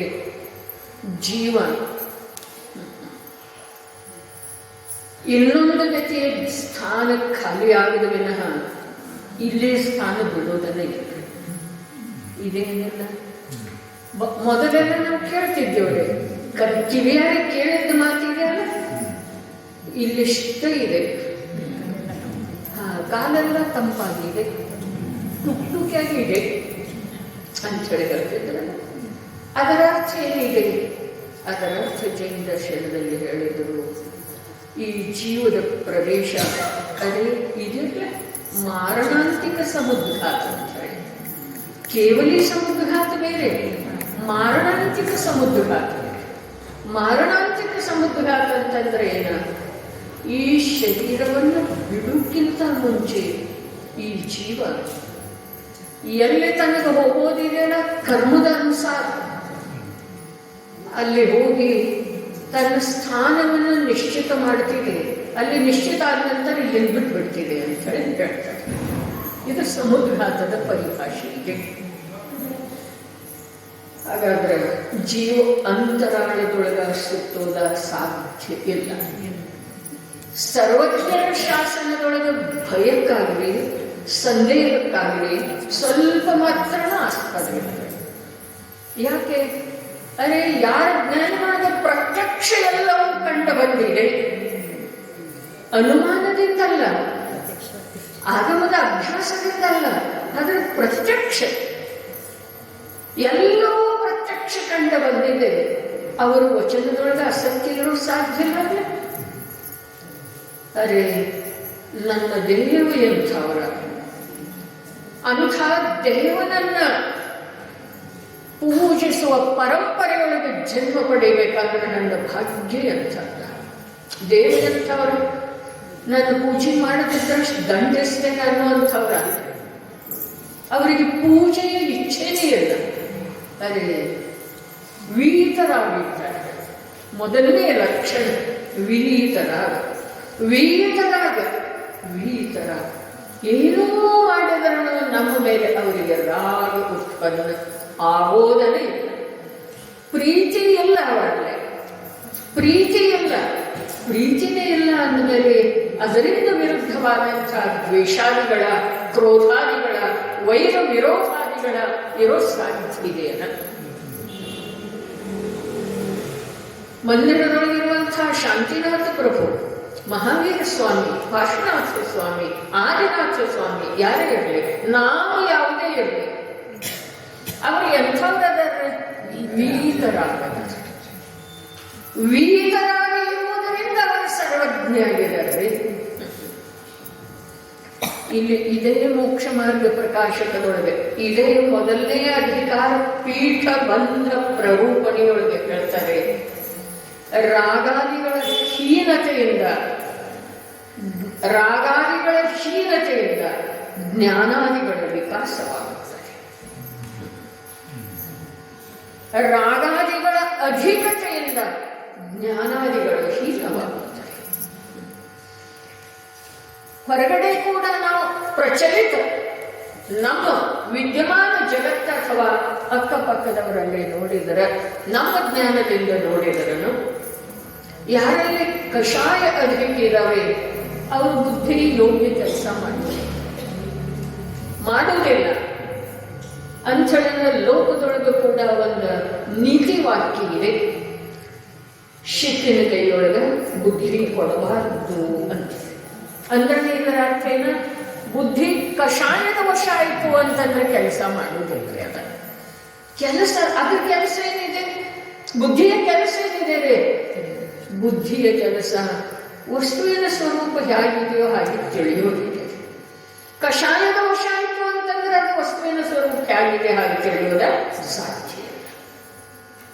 ಹಾಗಾದ್ರೆ ವೀತನಾಗ ದೇವರ ಮಹಿಮೆ ಯಾವುದರೊಳಗಿದೆ? ನಮಗೇನು ಬೇಕು ಅದನ್ನು ಕೊಡುವುದರೊಳಗಿದೆಯೋ, ನಮ್ಮ ಪೂಜೆ ಪ್ರಶಂಸೆಯ ಆರಾಧನೆಯಿಂದ ಪ್ರಸನ್ನ ಆಗುವುದರೊಳಗಿದೆಯೋ, ಅಥವಾ ಏನು ಮಾಡಿದರನ್ನು ಹೇಗಿದರೋ ಹಾಗೆ ಉಳಿಯೋದ್ರೊಳಗೆ ಅವರ ಮಹಿಮೆ ಇದೆ. ಅದೇ ಜೀವದ ಸುಖ ಯಾವುದರೊಳಗಿದೆ, ಅವರ ಪೂಜ್ಯತ್ವ ಯಾವುದರೊಳಗಿದೆ? ವೀತರಾಗತಿಯೊಳಗಿರುವಂತಹ ಪೂಜ್ಯತ್ವ ರಾಗದೊಳಗ ಭಕ್ತನ ಸಂರಕ್ಷಣೆ, ಶಿಷ್ಟನ ರಕ್ಷಣೆ, ದುಷ್ಟನ ಸಂಹಾರ ಮಾಡುವಂತಹ ದೇವನಲ್ಲೇ ಯಾವಾಗೂ ಈ ಪ್ರಕಾರದ ಒಂದು ಪೂಜ್ಯತ್ವ ಬರೋ ಸಾಧ್ಯ ಇಲ್ಲ. ಅವನು ನಮ್ಮ ಹಾಗೇನ ಆಗಲ್ಲ. ಹೌದೌದು. ಹಾಗಾದ್ರೆ ವೀತರಾಗ ಈ ಒಂದು ಶಬ್ದದ ಏನು ಭಾವ ವಿಸ್ತಾರ ಇದೆಯೋ ಅದನ್ನು ಕಂಡುಕೊಳ್ಳುವ ಪ್ರಯತ್ನ ಮಾಡೋದು. ಆ ಪ್ರಯತ್ನದೊಳಗ ನಮ್ಮ ಎಷ್ಟೋ ಕಷಾಯಗಳು ಮಂದಾಡ್ತವೆ. ವೀತರಾಗ ಶಬ್ದದೊಳಗ ಎಷ್ಟು ವಿಶಾಲವಾದಂತಹ ಭಾವ ಇದೆ ಅಲ್ಲ, ಅದನ್ನು ಕಂಡುಕೊಳ್ಳುವ ಪ್ರಯತ್ನ ಮಾಡಿದ್ದೆ ಆದ್ರೆ ಎಷ್ಟೋ ನಮ್ಮ ಕಷಾಯಗಳು ಮಂದಾಡ್ತವೆ. ಕಷಾಯಗಳು ಮಂದಾಡ್ತವೆ. ಪ್ರಭು ನಿಷ್ಕಷಾಯ ದಶೆಯೊಳಗ ಸಾಮ್ರಾಜ್ಯ ಯಾರ್ದಿರೋದ್ರೆ ಜ್ಞಾನಜ್ಞಾನ ಇರೋದ್ರೆ. ನಿಷ್ಕಷಾಯ ಭೂಮಿಕೆಯಲ್ಲಿದೆ, ಅಲ್ಲಿ ಸಾಮ್ರಾಜ್ಯ ಯಾರ್ದಿರೋದು? ಜ್ಞಾನದ ಇರೋದು. ಜ್ಞಾನದ ಶತ್ರು ಯಾರಾದ್ರೂ ಈಗ ಹೇಳಿದ್ರೆ ಕಷಾಯ. ಜ್ಞಾನವನ್ನು ಹಿಂದೆ ಹಾಕ್ತಾ ಇರೋದು, ಜ್ಞಾನವನ್ನು ನಿಷ್ಠತ್ವಗೊಳಿಸ್ತಾ ಇರೋದು ಯಾವುದ್ರೆ? ಕರ್ಮಲ್ಲ. ನಮ್ಮಲ್ಲೇ ಇರುವಂತಹ ಕಷಾಯ. ಹೊರಗಿನಿಂದ ಒಂದು ಶತ್ರು ನಮ್ಮ ಮೇಲೆ ಪ್ರಹಾರ ಮಾಡಲು ಸಾಧ್ಯ ಇಲ್ಲ. ನಾವರ್ಥಾತ್ ಜ್ಞಾನ, ಜೀವರ್ಥಾತ್ ಜ್ಞಾನ, ಆತ್ಮ ಅರ್ಥಾತ್ ಜ್ಞಾನ, ಆತ್ಮ ಜ್ಞಾನಂ ಸ್ವಯಂ ಜ್ಞಾನಂ ಅಂತ ಹೇಳಿದ್ರಲ್ಲ ಅಮೃತ ಚಂದ್ರಾಚಾರ್ಯ ದೇವರು. ಹಾಗಾದ್ರೆ ನಮ್ಮ ಮೇಲೆ ಅರ್ಥಾತ್ ಜ್ಞಾನದ ಮೇಲೆ ಪ್ರಹಾರ ಮಾಡಬೇಕಾದ್ರೆ ಪರಬ್ರಹ್ಮ ಇರುವಂತಹ ಕರ್ಮ ಸಮರ್ಥ ಇದೆ. ಹಾಗಾದ್ರೆ ಜ್ಞಾನದ ಮೇಲೆ ಪ್ರಹಾರ ಯಾರಿಂದ ಆಗ್ತಿದೆ? ಕಷಾಯದಿಂದ ಆಗ್ತಿದೆ. ಅದರ ಸಲುವಾಗಿ ವೀತರ. ಆ ವೀತರಾಗತೆಯನ್ನ ಒಂದು ಕ್ಷಣ ಒಂದು ಕ್ಷಣ ಆ ಬಿಂಬದ ಮೇಲೆ ಆರೋಪ ಮಾಡಿ ನೋಡಿದ್ದೇ ಆದ್ರೆ ನಮ್ಮ ವ್ಯವಹಾರದಿಂದ ದೇವದರ್ಶನ ಆಗ್ತಿದೆ. ನಾವು ನಮ್ಮದೇ ಆದಂತಹ ರಾಗ ತಗೊಂಡು ಬಂದಿರ್ತೇವೆ, ಆ ರಾಗವನ್ನ ಆ ಬಿಂಬದ ಮೇಲೆ ಆರೋಪ ಮಾಡಿ ನೋಡ್ತೇವೆ ಅಂತ ಹೇಳಿ ನಮಗೆ ದರ್ಶನ ಈ ತರಹದ ಪ್ರಭುವಿಂದ ಜಿನಬಿಂಬದ ಆಗೋದಿಲ್ವೇ? ಅದನ್ನು ಇಂದಿಗೆ 1900 ವರ್ಷಗಳ ಪೂರ್ವದೊಳಗೆ ಸಮಂತ್ರ ಸ್ವಾಮಿ ಹೇಳಿ ಹೋದರೆ ಏನ ಮಿಥ್ಯಾದೃಷ್ಟಿ ಜೀವ ಪ್ರಭುವಿನ ಒಂದು ಸಲ ಕೂಡ ನಮಸ್ಕಾರ ಮಾಡಲಿಲ್ಲ. ಬೇಕಿದೆ ಅಂದ್ರೆ ನಮ್ಗೆ ಆ ಪ್ರಕಾರದ ಬೈಗಳ, ಆ ಪ್ರಕಾರದ ತಿರಸ್ಕಾರ ಜ್ಞಾನಿಗಳಿಂದ ಅವರು ಮಾಡಬೇಕು ಅಂತ ಹೇಳಿ ಮಾಡಲಿಲ್ಲ, ಅವರ ಸ್ವರೂಪ ಹೇಳಿದರು. ಆದ್ರೆ ನಾವು ಆ ಚೌಕಟ್ಟಿನೊಳಗೆ ಬಂದು ಬಿಟ್ಟಿರಲಿಲ್ಲ. ನಾವು ರಾಗ ತಗೊಂಡು ಬಂದಿದ್ದೇವೆ, ದೃಷ್ಟಿಯೊಳಗೆ ರಾಗ, ಬುದ್ಧಿಯೊಳಗೆ ರಾಗ, ಶ್ರದ್ಧೆಯೊಳಗೆ ರಾಗ, ಕಷಾಯ ವಿಷಯ ವಾಸನ ತಗೊಂಡು ಬಂದಿದ್ದೇವೆ. ನಮಗೆ ಭಗವಂತನ ದರ್ಶನ ಎಲ್ಲಿ ಆಗಬೇಕು? ಒಂದು ಕ್ಷಣ ಶಾಂತ ಭಾವದಿಂದ ನಾವು ನಮೋಕಾರ ಮಂತ್ರನ ಅನ್ನೋದು ಬೇಕಾಗಿಲ್ಲ. ಅದರಿಂದ ಲಾಭ ಯಾರಿಗಿದ್ದೇವೆ? ನಮಗಿದೆ, ಅವ್ರಿಗಿದೆ, ಏನೂ ಇಲ್ಲ. ಮಂತ್ರ ಅಂತ ಇರ್ತೇವೆ, ಗಿಳಿಪಾಠದ ಹಾಗೆ ನಮರಂತ ನಮ್ಮ ಸಿದ್ಧಾನಂದ ಮಾಯ ಅಂತ ಇರ್ತೇವೆ ಅನ್ನೋದು ಬೇಕಾಗಿಲ್ಲ. ಏನು ಮಾಡು? ಮಂದಿರದೊಳಗೆ ಪದ್ಮಾಸನದಲ್ಲಿ ಮಂಡಿಸಿದ ಜಿನಬಿಂಬವನು ಏನು ಹೇಳಿದ್ರು? ಮಹಾಭವ್ಯಾತ್ಮನೇ ನಿರುಕಿಸಿ ನೋಡು, ನಿರುಕಿಸಿ ನೋಡು, ಕಣ್ಣು ಬಿಟ್ಟು ನೋಡಪ್ಪ, ನಿರೀಕ್ಷಿಸಿ ನೋಡು, ಒಂದಿಷ್ಟು ಲಕ್ಷ್ಯ ಪಟ್ಟು ನೋಡು. ವೀತರಾಗ ವೀತರಾಗ ಹೇಗಿದ್ದಾರೆ ಅವರು? ಹೇಗಿದ್ದಾರೆ? ಒಂದು ಸಲ ನಿರುಕಿಸಿ ನೋಡು. ಅವರ ಚರಣಕಮಲ ಏನು ಹೇಳ್ತವೆ, ಅವರ ಹಸ್ತಯುಗಲ ಏನು ಹೇಳ್ತಿದೆ, ಅವರ ನೇತ್ರದ್ವಯ ಏನು ಹೇಳ್ತವೆ.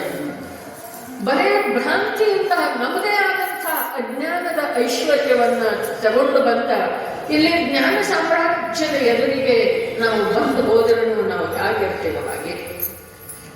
ಬೋರಲ ಕೊಡದ ಮೇಲೆ ಎಷ್ಟೇ ನೀರು ಸುರಿಯುವುದನ್ನು ಒಂದು ಹನಿನೂ ನೀರ ಆ ಕೊಡ ಗ್ರಹಣ ಮಾಡುವುದಿಲ್ಲ.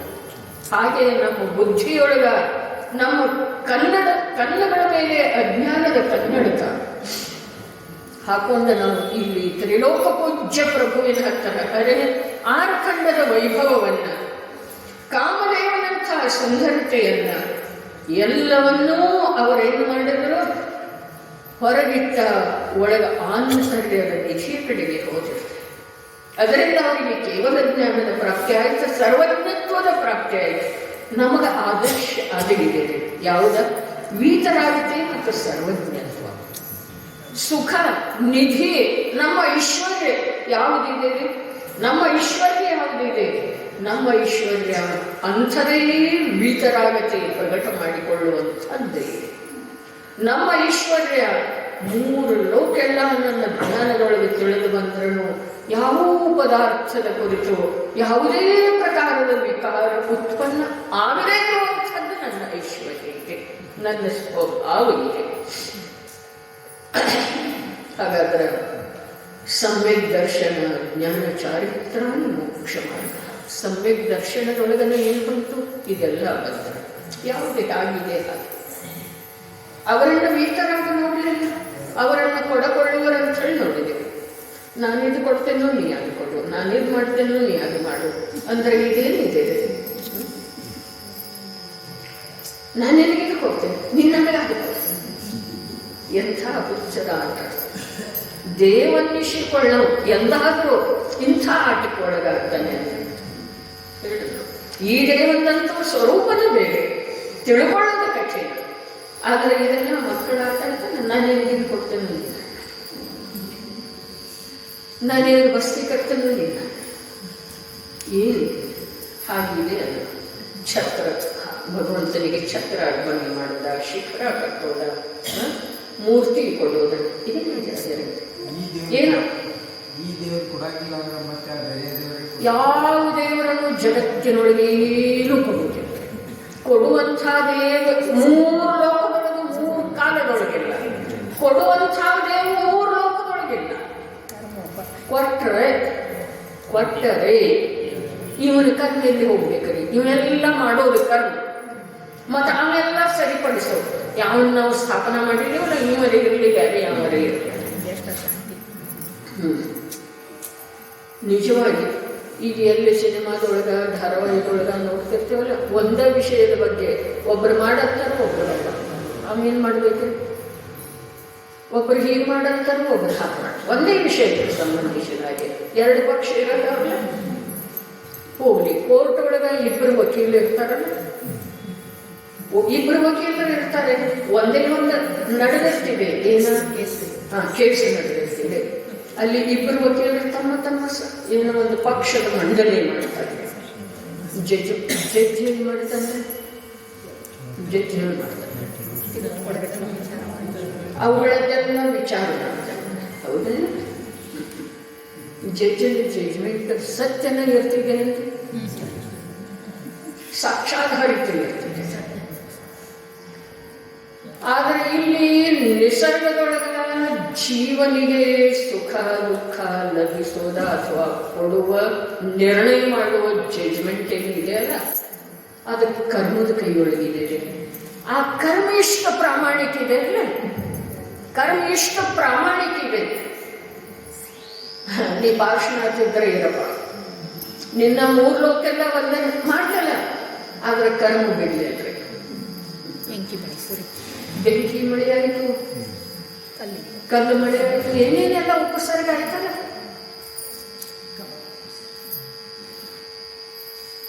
ಹೇಗಾಯ್ತು? ಯಾವುದರಿಂದ ಆಯ್ತದೆ? ನರಕದೊಳಗೆ ಇರ್ತಾರಲ್ಲ ತೀರ್ಥಂಕರ ಜೀವ. ಒಂದು ವೇಳೆ ಈಗ ಶ್ರೇಣಿಕ ಜೀವನಲ್ಲ, ಪ್ರಥಮ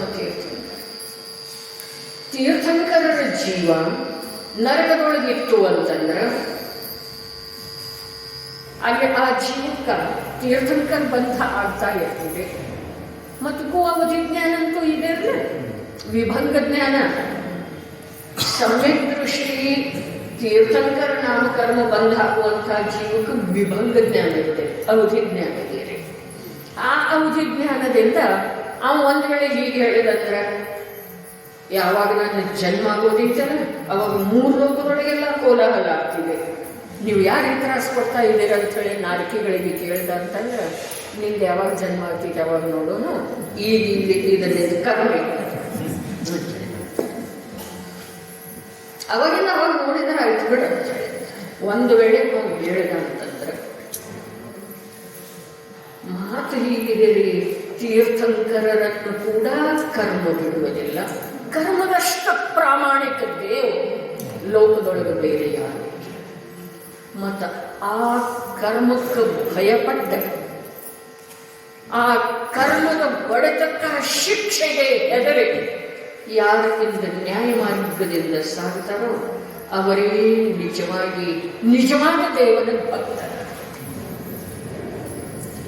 ಯಾರ ಹತ್ರ ಏನಾದರೂ ಯಾಚನೆ ಮಾಡ್ತಾರಲ್ಲ ಅವರು ನಿಜವಾಗಿ ದೀನರಾದರೆ ಅವರನ್ನು ಕರ್ಮನು ಎಂದು ಬಿಡುವುದಿಲ್ಲ. ಮತ್ತು ಆ ಹೊರಗಿನ ದೇವಗಳ ಅವರಿಗೆ ಯಾವಾಗೂ ಏನೂ ಕೊಡೋದು ಸಾಧ್ಯ ಇಲ್ಲ. ಇನ್ನೇನು ಬೇರೆ ಅವರೇ ದೇವರು ಕೊಡ್ತಾ ಇಲ್ಲ. ಆರ್ಖಂಡ ಆ ಪ್ರಕಾರದ ಪುಣ್ಯ ಇರ್ತಾರಲ್ಲ ಮಾಡಿದ್ರೆ ಅವರ ಭಗವಾನ್ ಸೇವಾ ಪೂರ್ವದಿಂದ ಮಾಡ್ರೆ ಆ ಪುಣ್ಯ ಫಲದಿಂದ ಅವರಿಗೆ 5 ಲಂಚ್ ಕಂಡ 1 ಪದ ಕಂಡ ಸಿಕ್ತ್ರಿ. ಆ ಪುಣ್ಯ ಅವ್ರ ಸೇವಾ ಮಾಡೋದ್ರಿಂದ ನಮ್ಗೆ ಸಿಕ್ಕೈತೆ ಅನ್ನೋಂಥದ್ದು ಸಾಬೀತಾತಿಲ್ರಿ. ನೋಡ್ರಿ, ಮಾತು ಹೀಗಿದೆ. ಪುಣ್ಯ ಕರ್ಮದೊಳಗ ಪುಣ್ಯ ಮತ್ತು ಪಾಪ ಅಂತ ಹೇಳಿ 2 ಭೇದ. ಹೌದೇನ್ರಿ? ಅನುಕೂಲತೆಗಳನ್ನು ಯಾವುದು ತಂದು ಕೊಡ್ತಿದೆಯೋ ಅದಕ್ಕೆ ಪುಣ್ಯ ಅಂತಾರೆ, ಪ್ರತಿಕೂಲತೆಗಳನ್ನು ಯಾವುದು ತಂದು ಕೊಡ್ತಿದೆಯೋ ಅದಕ್ಕೆ ಪಾಪ ಅಂತಾರೆ. ಹಾಗಾದ್ರೆ ಈಗ ತಾವು ಹೇಳಿದ್ರೆ ಅವರ ಸೇವೆ ಮಾಡುವುದರಿಂದ, ಭಗವಂತನ ಸೇವೆ ಮಾಡುವುದರಿಂದ ಆರ್ಖಂಡ ದೊರೆತದ್ದಾದ್ರೆ, ಬಾಹುಬಲಿಯಿಂದ ಅವಮಾನ ಯಾವ ಕಾರಣದಿಂದ ಆಯ್ತದೆ ಅವನಿಗೆ? ಅದೇ ಬಾಲಕೃಷ್ಣನಿಗೆ ಬಾಹುಬಲಿಯ ಮೂಲಕ 3 ಧರ್ಮ ಯುದ್ಧದಲ್ಲಿ ಸೋಲನ್ನು ಎದುರಿಸಬೇಕಾದಂಥ ಪ್ರಸಂಗ ಯಾವ ಕಾರಣದಿಂದ ಆಯಿತು? ಭಗವಂತನ ಕಾರಣದಿಂದ ಆಯ್ತೇನ್ರಿ? ಸಲಾಟ ಪುರುಷರ ಪುಣ್ಯದಿಂದ ಏನು ಗಳಿಸಿರಲ್ಲ, ಪುಣ್ಯದಿಂದ ಏನು ಗಳಿಸಿರಲ್ಲ, ಆಗಬೇಕಂತ ಪುಣ್ಯ ಮಾಡಿಲ್ಲ ಅವರು. ಮುಂದಿನ ಹೋದಾಗ ಸಿಗೋದು. ನೀವು ಈಗ ತೀರ್ಥಂಕರ ಭರತೀಯ ಚಕ್ರವರ್ತಿ ಆಗಬೇಕಂತ ಪುಣ್ಯ ಮಾಡಿದ್ರೆ ಭರತೀಯ ಸಿಗ್ತೈತಿ. ಪೂರ್ಣ ಪುಣ್ಯ ಮಾಡಿದ್ರೆ ಹ್ಯಾಂಗಾಗುತ್ತೆ? ಸತ್ತಿದೆ ಪುಣ್ಯದಿಂದನೇ ಸಿಕ್ಕಿದೆ, ಆದ್ರೆ ಪುಣ್ಯ ಏಕಾಕಿ ಇರುವುದಿಲ್ರಿ. ಕರ್ಮದೊಳಗೆ ಎರಡು ಭೇದದ, ಒಂದು ಪುಣ್ಯ ಒಂದು ಪಾಪ ಅಂತ ಹೇಳಿ ಅವು ಎರಡೂ ಹೇಗದವು ಅಂತಂದ್ರ ಎರಡೂ ಒಂದು ನಾಣ್ಯದ ಎರಡು ಮುಖ ಇದ್ದ ಹಾಗೆ. ಪುಣ್ಯದೊಳಗ ಅನುಕೂಲತೆ ಸಿಗಬಹುದು, ಆದ್ರೆ ಶಾಂತಿ ಸಿಗುವುದಿಲ್ಲ. ಧರ್ಮದಿಂದ ಶಾಂತಿ ಸಿಗ್ತಿದೆ, ಆತ್ಮನ ಉಪಾಸನೆಯಿಂದ.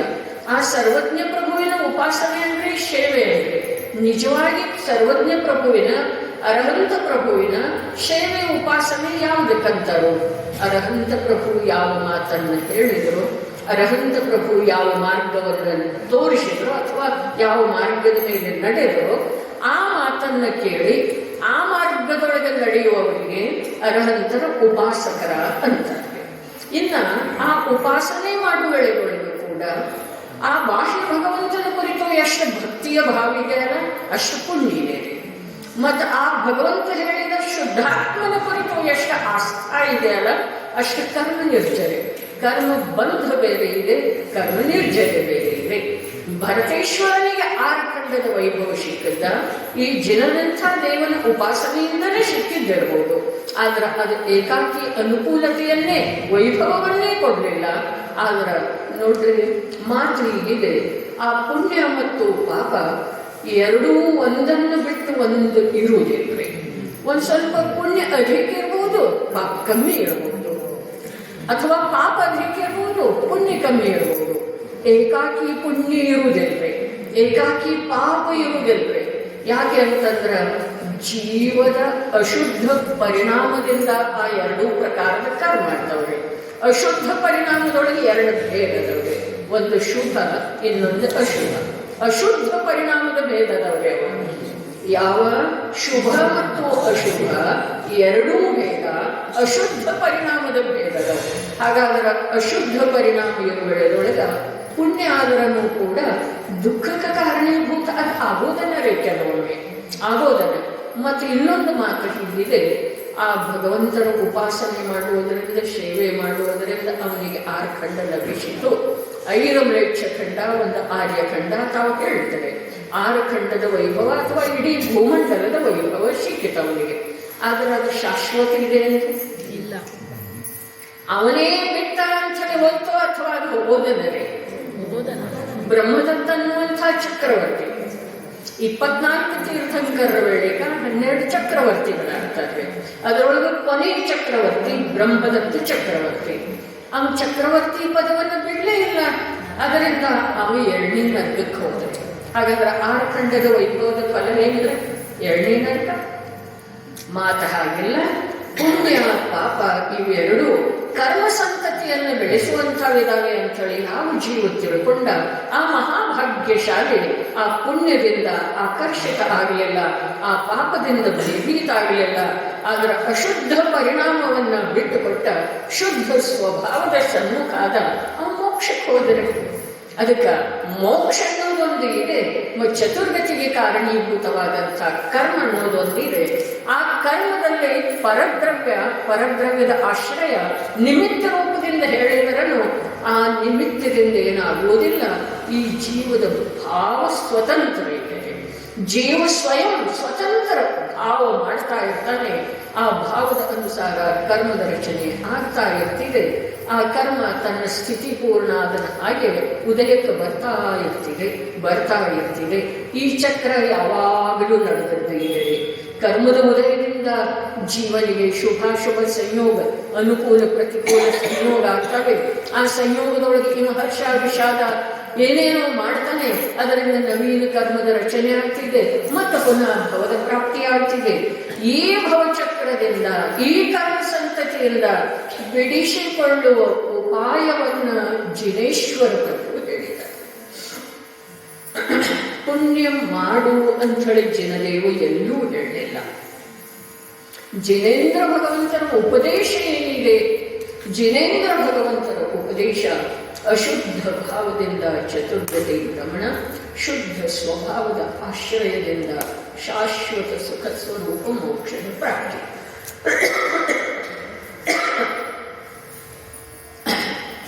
ಯಾರಿಗೆ ಯಾವುದು ರುಚಿಸ್ತಿದೆಯೋ, ಇನ್ನೂ ಬೇರೆ ರೀತಿಯಿಂದ ಹೇಳಿದರೆ ಯಾರ ಸಾಮರ್ಥ್ಯ ಯಾವ ಪ್ರಕಾರ ಇದೆಯೋ, ಯಾರ ಕಾಲಲಬ್ಧಿ ಭವಿತವ್ಯ ಯಾವ ಪ್ರಕಾರ ಇದೆಯೋ ಆ ಪ್ರಕಾರ ಅವರು ಜೀವನ ಸಾಗಿಸ್ತಾರೆ, ಮುಂದಿನ ಜೀವನದ ನಿರ್ಮಾಣ ಮಾಡಿಕೊಡ್ತಾರೆ. ಆದ್ರೆ ಕೆಲವು ಪುರುಷಾರ್ಥಿ ಜೀವ ಇಂಥವಿರ್ತವೆ, ಏನು ಬಂದ್ರೂ ಕೂಡ ಅದೆಲ್ಲ ತನ್ನದೇ ಪೂರ್ವಾರ್ಜಿತ ಕರ್ಮದ ಕಾರಣದಿಂದ ಇದೆ ಅಂಥೇಳಿ ಅನ್ಯದ ಮೇಲೆ ಆರೋಪ ಮಾಡಿದ್ದನ್ನ, ಇತರರನ್ನ ದೋಷ ಸ್ಥಾನದಲ್ಲಿ ನಿಲ್ಲಿಸಿದ್ದನ್ನ, ತನ್ನ ದೋಷದ ಸುಧಾರಣೆ ತಾನು ಮಾಡಿಕೊಂತ ವೀತರಾಗ ಭಾವದಿಂದ ಕರ್ಮನಿರ್ಜರಿ ಮಾರ್ಗದೊಳಗ ಸಾಗಿ ಅಂಥ ಒಂದು ಸಾಗುವಂಥ ಮಾರ್ಗ ಈ ಚತುರ್ಥ ಕಾಲದೊಳಗ 3 ಕಾಲ ಏನಿದ್ದು ಪ್ರಥಮ ದ್ವಿತೀಯ ತೃತೀಯ ಅವು ಹೋಗಿತ್ತು. ಮುಂದೆ ಚತುರ್ಥ ಕಾಲ ಕರ್ಮಭೂಮಿ ರೂಪದಿಂದ ಆರಂಭ ಆಯಿತು. ಅದರಲ್ಲಿ 24 ತೀರ್ಥಂಕರ, ಅದಕ್ಕಿಂತ ಮೊದಲು 14 ಮನುಗಳಾದರು, 24 ತೀರ್ಥಂಕರರಾದರು. ಒಬ್ಬ ತೀರ್ಥಂಕರರಿಂದ ಇನ್ನೊಬ್ಬ ತೀರ್ಥಂಕರರ ಕಾಲಖಂಡದೊಳಗ ಅಸಂಖ್ಯ ಜೀವಗಳ ಮೋಕ್ಷ ಪ್ರಾಪ್ತ ಮಾಡಿಕೊಂಡ್ರು. ಎಷ್ಟು ಜೀವಗಳ ಮೋಕ್ಷ ಪ್ರಾಪ್ತ ಮಾಡಿಕೊಂಡ್ರು, ಅದರ ಅಸಂಖ್ಯಗಳಿತ ಜೀವಗಳ ಚತುರ್ಗತಿಗಳಲ್ಲಿ ಸುತ್ತಾಡ್ತಾ ಇದ್ದಾರೆ. ಅಂದ್ರ ಕಾಲದಿಂದ, ಉಪದೇಶದಿಂದ, ನಿಮಿತ್ತದಿಂದ ಕಾರ್ಯ ಆಗುವುದಿಲ್ಲ, ತನ್ನಲ್ಲೇನೆ ಬರ್ಬೇಕು. ಅರೆ, ನಾನು ಇಂಥ ಕಾರ್ಯ ಮಾಡ್ತಾ ಇದ್ದೀನಿ, ನನಗಿದನ್ನು ಬಿಟ್ಟುಕೊಟ್ಟು ಕೂಡ ನನ್ನ ಜೀವನ ನಡೀತಿದೆ ಅಲ್ಲ ನೋಡ್ರಿ. ಇಂದ ಆಶೆ ಅವುಗಳಿಗೆ ಪರಿಮಿತಿನೇ ಇಲ್ಲದಾಗಿದೆ.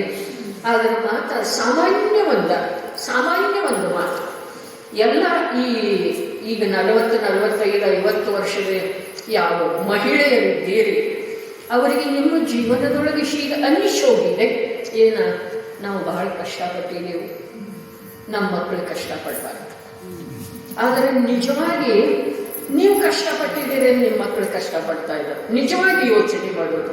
ನಿನ್ನೆ ಹಾಗೆ ಬಂತದ, ಬಡತನದೊಳಗೆ ಬಂತು ಜೀವನ. ಇಷ್ಟು ಅನುಕೂಲ ಇರಲಿಲ್ಲ. ಈಗ ಒಂದು 20 ವರ್ಷದಿಂದ ಅಂದ್ರೆ 30 ವರ್ಷದಿಂದ ಅಂದ್ರೆ ಇಂದಿರುವಷ್ಟು ಅನುಕೂಲ ಇರಲಿಲ್ಲ. ಆದರೆ ಅಂದಿನ ಮಾನಸಿಕ ಶಾಂತಿ, ಪರಸ್ಪರದಲ್ಲಿ ಪ್ರೇಮ ಸೌಹಾರ್ದ ಏನು ಇದು ಅವು ಈಗ ಹಾಗಾದ್ರೆ ನಮ್ಮ ಮಕ್ಕಳು ಸುಖಿಯಾಗಲಿ ಅಂಥೇಳಿ ನಾವು ಬಯಸಿದ್ದೇವಲ್ಲ, ಆ ಬಯಕೆ ವಿರುದ್ಧ ಇತ್ತು ಅಥವಾ ಇಲ್ಲದೆ ನಿಮ್ಮಷ್ಟು ಸುಖ ಅವರಿಗಿದೆ, ನಿಮ್ಮಷ್ಟು ಸುಖ ಅವರಿಗೆ ಇದೆ, ನಿಮ್ಮ ಅಂತರಂಗ ಸಾಕ್ಷಿಯಾಗಿ ಹೇಳುತ್ತೆ. ಹಿರಿಯರ ಸಾನ್ನಿಧ್ಯದೊಳಗ, ಹಿರಿಯರ ಒಂದು ಸದ್ಭಾವನೆಯ ಸಾನ್ನಿಧ್ಯದೊಳಗ ನಿಮ್ಮ ಜೀವನ ಅವರಿಗೆ ಏನೇನು ಬಿಡುವೇ ಇಲ್ಲ, ಅವರಿಗೆ ಅವಶ್ಯಕತೆ ಇಲ್ಲ. ಆದರೆ ಯಾವುದರ ಸಲುವಾಗಿ ಬಳಸ್ತಾ ಇದ್ದಾರೋ ಗೊತ್ತಿಲ್ಲ. ಹಾಗಾದ್ರೆ ಇದನ್ನೇ ನೀವು ಬಯಸಿದರೇನ? ನಿನಗೆ ಬೇಕಾದಾಗ ಮಂದಿರಕ್ಕೆ ಹೋಗ್ಬೋದು, ಕೂತು ಶಾಸ್ತ್ರ ಓದ್ಬೋದು, ಬೇಡ ಅನಿಸಿದ್ರೆ ಮಲ್ಕೊಳ್ಬೋದು. ಅದನ್ನು ನಿನ್ನ ಮಗಳು ಸರ್ವಿಸ್ ಮಾಡ್ತಾಳಲ್ಲ, ಆಕೆಗೆ ಅದೇ ವ್ಯವಸ್ಥೆ ಇಲ್ಲ. ಹಾಗಾದ್ರೆ ಅವಳನ್ನು ದುಃಖಕ್ಕೆ ಗುರಿ ಮಾಡಿದ್ದ, ಭಾವನೆ ಭಾವಿಸಿದ್ದ ಯಾರು? ಪಾಲಕರು. ಹೌದು ಅಥವಾ ಇಲ್ಲ? ಪಾಲಕರು. ಆ ಭಾವನೆಯ ಫಲ ಅದು ಏನಿದೆ. ನೀವು ದುಃಖಿ ಇದ್ದರೆ ಅವರು ದುಃಖಿ ಆಗ್ತಾರೆ. ವಿಚಾರ ನಿಜವಾಗಿ ಮಾಡೋದು. ಅವರೆಷ್ಟು ಪರಾಧೀನಾಗಿದ್ದಾರೆ, ಅವರಿಗೆ ರಜಾ ಸಿಗುವುದಿಲ್ಲ. ಆ ರಜಾ ಸಿಗುವುದಿಲ್ಲ, ಯಾರ್ಯಾರ್ದೋ ಕೈ ಕೆಳಗೆ ಕೆಲಸ ಮಾಡೋ ಎಷ್ಟು ನಿಂದ್ಯ ಕಾರ್ಯ. ನಿಜವಾಗಿ ಯೋಚನೆ ಮಾಡಿ. ಇದಕ್ಕೆ ನಾವು ಸುಖ ಅಂತೀವ್ರಿ, ಇದಕ್ಕೆ ನಾವು ಅನುಕೂಲತೆ ಅಂತೀವಿ. ಆದರೆ ನಿಮ್ಮಲ್ಲಿ ಯಾವ ಸ್ವಾಧೀನತೆ, ನಿಮ್ಮಲ್ಲಿ ಯಾವ ಪ್ರಕಾರದ ಒಂದು ಅನುಕೂಲ ಪ್ರಾಪ್ತ ಮಾಡಿಕೊಳ್ಳುವಂಥದ್ದು ಅಥವಾ ಸುಖಿ ಆಗುವಂಥದ್ದು, ಶಾಂತಿ ಅನುಭವ ಮಾಡುವಂಥದ್ದು ವ್ಯವಸ್ಥೆ ಇತ್ತು, ಅದನ್ನು ನೀವು ನಿಮ್ಮ ಮಕ್ಕಳಿಗೆ ಒದಗಿಸಲಿಲ್ಲ. ಹೀಗಾಗಿ ನೀವು ನಿಮ್ಮ ಮಕ್ಕಳಿಗೆ ಶತ್ರು ಆಗುವುದರಿಂದ ನಿಜವಾಗಿ ತಿಳಿಯೋದು ಮಾತಿಲ್ಲ, ತಿಳಿಯಲಿಲ್ಲ. ಇನ್ನು ಅನಂತ ಕಾಲದೊಳಗ ಈ ಪ್ರಕಾರದ ಸುಂದರ ಅವಕಾಶ ಸಿಗುವುದಿಲ್ಲ. ಎಂಥದ್ದ ಪಾರಿವಾರಿಕ ಜೀವನ, ಪತಿ ಪತ್ನಿ ಮಕ್ಕಳ ಅನ್ನುವಂಥದ್ದು. ಸ್ಪಷ್ಟ ಮಾತಿನೊಳಗೆ ಹೇಳಬೇಕಾದ್ರೆ ಮನುಷ್ಯ ಜೀವನ ಇದು ಸಿದ್ಧಾಂತ ಇದೆ, ಇದು ಗಣಿತ ಇದೆ. ಇದರೊಳಗೆ ಯಾವ ಶಾಪ ಅಥವಾ ಮಾತಾ ನ್ಯಾಯ ಇಲ್ಲ, ಗಣಿತ ಇದೆ, ಸರಿಯಾದ ಗಣಿತ ಇದೆ. ನಮ್ಮ ಜಿನಶಾಸನದೊಳಗ ಈಗೇನು ಲೌಕಿಕದೊಳಗ ಸಾಮಾನ್ಯ ವಿಜ್ಞಾನ, ಇತಿಹಾಸ, ಗಣಿತ ಎಲ್ಲ ಅವೆಲ್ಲ ನಮ್ಮ ಜಿನಶಾಸನದ ಆಧಾರದಿಂದನೇ ಇಲ್ಲಿಯೂ ಗಣಿತ ಇದೆ, ಇಲ್ಲಿಯೂ ಇತಿಹಾಸ ಇದೆ. ಅದಕ್ಕೆ ನಾವು ಪ್ರಥಮ ಯುಗ ಅಂತೇವೆ, ಪುರಾಣ ಅಂತೇವೆ. ಎಲ್ಲ ಜಲಶಾಸ್ತ್ರ ನೋಡ್ರಿ, ಲೋಕದೊಳಗೆ ಏನೆಲ್ಲ ನಡೀತಾ ಇದೆ ಅದು ಎಲ್ಲದರ ಪವಿತ್ರ ಆಧಾರ ಜಲಶಾಸ್ತ್ರನ ಇದೆ. ಅದನ್ನು ಅಜ್ಞಾನದಿಂದ ನಾವು ಬೇರೆ ಬೇರೆ ಮಾಡ್ಕೊಂಡಿದ್ದೇವೆ, ಆ ಮಾತು ಬೇರೆ. ಅದರದೆಲ್ಲ ರೂಪ ಬದಲಿ ಮಾಡಿಬಿಟ್ಟಿದ್ದೇವೆ, ಆ ಮಾತು ಬೇರೆ. ಪುಣ್ಯ ಪಾಪದ ಮಾತೇನಿದೆ ತನ್ನ ಪರಿಣಾಮ ಅರೆ ಸಾಮಾನ್ಯ ಸಹಜ ಪರಿಣಾಮ ಇಷ್ಟೇ ಇದೆ. ಜೀವ ಮಾತ್ರರ ಸಲುವಾಗಿ ಹೇಳಿದ್ರಲ್ಲ ಸಾಮಾಜಿಕ ಪಾಠದೊಳಗೆ ಏನು ಹೇಳಿದ್ರು? ಸತ್ವೇಶು ಮಹಿಳೆ ಗುಣಿಷು ಪ್ರಮೋದಂ ಕ್ಲಿಷ್ಟೇಶು ಜೀವೇಶು ಕೃಪಾಪರತ್ವ ಮಾಧ್ಯಸ್ಥ ಭಾವಂ ವಿಪರೀತ ವೃತ್ತ. ಯಾರೆಲ್ಲ ವಿಪರೀತ ವೃತ್ತಿ ಇದೆ ಅಲ್ಲ, ಅದು ಶಾಶ್ವತ ಇಲ್ಲ. ಮಧ್ಯಸ್ಥ ಇರೋದು ಅದು ತಾನಾಗೆ ಬದಲಾಗ್ತಿದೆ. ಆ ಕ್ರೋಧಕ್ಕ, ಆ ವಿಪರೀತಕ್ಕ, ಆ ವೈರಕ್ಕ ನಾವು ವಿಪರೀತ, ನಾವು ಕ್ರೋಧ, ನಾವು ವೈರ ಮಾಡಿದರೆ ಅದರಲ್ಲಿ ಆ ವೈರವನ್ನು ತಿಳಿಯುವಂತಹ ಜ್ಞಾನಕ್ಕ ಮತ್ತು ಆ ವೈರಕ್ಕ ಇರುವ ವ್ಯತ್ಯಾಸ ಇದೆ. ಮತ್ತು ಅದರಿಂದ ಲಾಭ ಏನಿದೆ? ತಮ್ಮ ಹಾನಿ ಇದೆ ಅಷ್ಟೇ. ಅದರ ಸಲುವಾಗಿ ಇವು ಸಾಮಾಯಿಕ ಏನು ಹೇಳಿದರು, ಸಾಮಾಯಿಕದ ಏನು 4 ಭಾವ ಹೇಳಿದರು, ಅವುಗಳದ್ದು ನಾವು ನಿರಂತರ ಅಭ್ಯಾಸ ಮಾಡ್ತಾ ಇದ್ದರೆ ಅದರಿಂದ ಸಿಗುವ ಶಾಂತಿ, ಅದರಿಂದ ಸಿಗುವ ಲಾಭ, ಇದು ಜೈನ ದರ್ಶನದ ಮಹಿಮೆಯನ್ನು ಹೇಳುವಂಥದ್ದು ಇದೆ. ಸರ್ವಜ್ಞರ ಶಾಸನದ ಯಥಾರ್ಥತೆಯನ್ನು ಸಾರುವಂಥದ್ದಿದೆ. ಜೀವ ಮಾತ್ರರ ಕುರಿತಾಗಿ ದಯೆಯ ಭಾವ, ಮೈತ್ರಿಯ ಭಾವ, ಸತ್ವೇಶು ಗುಣಿಷು ಪ್ರಮೋದಂ. ಗುಣಿ ಯಾರದಾರ? ಗುಣಿ ಸರ್ವಜ್ಞ ಪ್ರಭು ಅದ. ವೀತರಾಗತಿನ ಗುಣ ಇದೆ ಅವರ ಗುಣಿಷು ಪ್ರಮೋದಂ. ಗುಣಿ ಸರ್ವಜ್ಞ ಪ್ರಭು. ಈ ಸ್ವಲ್ಪ ವಿಸ್ತಾರ ಮಾಡಿ ಹೇಳಿದ್ರೆ ಪಂಚ ಪರಮೇಷ್ಠಿಗಳು ಗುಣಿ ಇದ್ದಾರೆ. ಅವರ ಸಲುವಾಗಿ ಪ್ರಮೋದ. ಓಹೋ, ಈ ಭಾವ ಎಷ್ಟು ಉಚ್ಚ ಕೊಟ್ಟಿಲ್ಲ.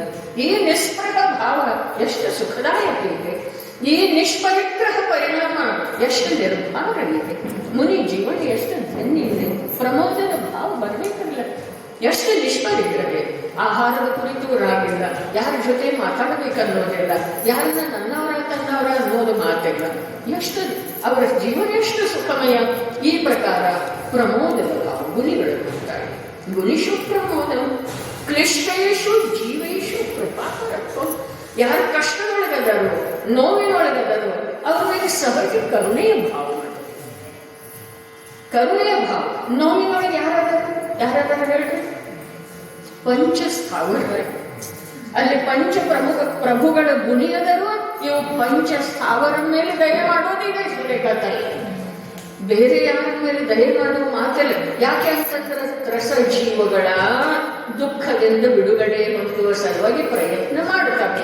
ಅವ ಮಾತ್ರ ಮಾಡೋದಿಲ್ಲ ನೋಡ್ರಿ. ಯಾವ ಪಂಚಸ್ಥಾವರ ಯಾವ ಹೇಳು ಒಂದ್ಸಲ? ಜಲಕಾಯಕ, ಅಗ್ನಿಕಾಯಕ, ವಾಯುಕಾಯಕ, ವನಸ್ಪತಿ ಕಾಯಕ, ಪೃಥ್ವಿ ಕಾಯಕ. ಅವುಗಳ ಮೇಲೆ ದಯ ಮಾಡುವುದಿದೆ. ಕ್ಲಿಷ್ಟೇಶು ಜೀವೇಶು ಕೃಪಾಪರ.